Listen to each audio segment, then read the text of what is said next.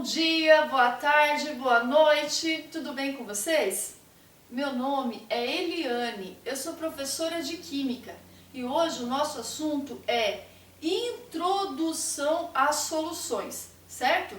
Então, dando continuidade ao nosso assunto da aula anterior, que vocês viram sobre dispersões, né?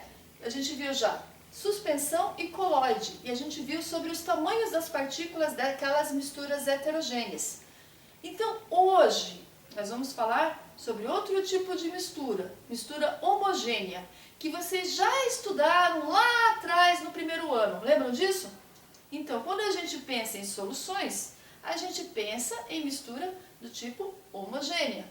Então, pensando em mistura homogênea, quando eu penso aqui nesse copo com água, será que eu tenho somente o H2O? Ou será que eu tenho algo a mais aqui dentro? O que vocês acham? E aqui nessa plantinha, né? O que acontece com essa plantinha? Como é que a raiz dessa planta absorve os nutrientes? Vocês já se pensaram sobre isso? Não? Conseguem me responder?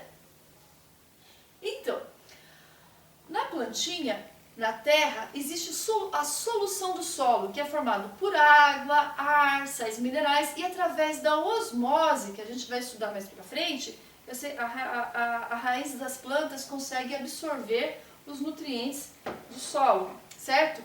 E aqui nesse copo, então a gente tem lá a água, ela é formada por H2O, então a gente vai ter o H2O, mas também a gente vai ter o flúor, vai ter o cloro, vai ter os sais minerais que os rios vão tirando da terra, né? Os sais da terra, e vai ter também coliformes fecais e outros poluentes, só que numa quantidade X que não vai fazer mal pra gente e que a gente pode consumir, certo? Então é assim, nós temos então o assunto soluções. Vocês viram que aqui eu tenho uma solução, eu vou ter uma solução, ela é formada por um soluto mais um solvente. O soluto pode ser o quê? O sal, aqui eu tenho sal de cozinha, pode ser o ácido, a base, o óxido, a molécula, não é mesmo? Só que a quantidade, as partículas das soluções, elas são invisíveis ao nosso olho nu. Como assim? O tamanho das partículas, elas estão em torno de 1 nanômetro. Mas o que é 1 nanômetro, professora? Vocês conseguem imaginar o que é 1 nanômetro? 1 nanômetro é quando a gente tem o equivalente a 10 elevado a menos 9 metros. O que é isso, 10 elevado a menos 9 metros? Quando tiver o tamanho de 0,0000001 metro. Vocês conseguem imaginar algo tão pequeno assim? Algo tão pequeno assim, eu não consigo diferenciar quando eu jogo um efeito de luz sobre esse copo. Eu não vou conseguir ver as partículas do soluto e do solvente. Tampouco, se eu colocar no microscópio eletrônico, também não vou conseguir diferenciar as partículas. Então, para isso, o que a gente tem? A gente tem o soluto, né? Que é a substância a ser dissolvida, e a gente tem o solvente, que é a substância que dissolve o soluto, certo? Então, a água, ela é considerada o solvente universal. Então, como que a água é considerada? Isso, solvente universal. Existem outros tipos de solvente? Sim, existe. O óleo, a gasolina, o thinner, etc. também são solventes, mas isso já é um spoiler para o que vocês vão estudar lá no terceiro ano, certo? Então, voltando aqui, eu tenho a substância H2O, que é uma substância do tipo composta, formada por um hidrogênio, aliás, dois hidrogênios e um oxigênio, e tem o sal de cozinha, que é outra substância composta, formada por NaCl. São substância composta porque é formada por elementos químicos diferentes. Já retomando de novo o conteúdo do ano passado, né? Substância simples e substância composta. Então, substância composta formada por elementos diferentes. Então, vocês vão ter aqui duas substâncias compostas. Eu vou pegar um pouquinho só dessa substância chamada NaCl e vou misturar com a água, né? Então, aqui eu tenho uma mistura do tipo homogênea, porque eu não consigo diferenciar as partículas do sal aqui dentro dessa solução. Então, eu vou falar que isso aqui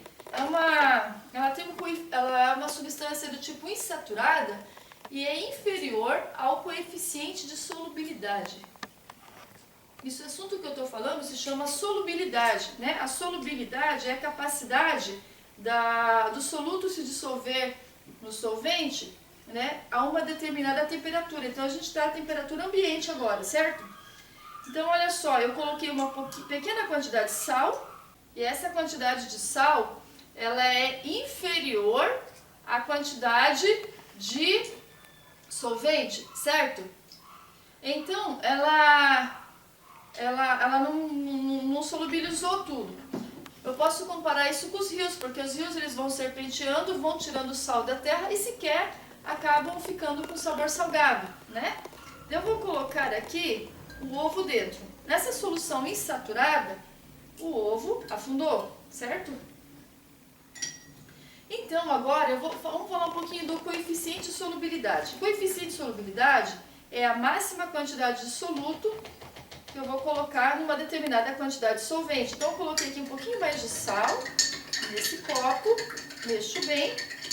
Eu vou ter aqui uma solução do tipo saturada, tá? Um salgado no equilíbrio, mais ou menos, né? Vou comparar com a água do mar que a gente tem aqui no litoral paranaense. Se eu colocar o ovo dentro, esse corpo afunda, certo? Então, eu posso comparar isso aqui com uma solução do tipo saturado, certo? Vou colocar esse aqui pra cá para não fazer sujeira.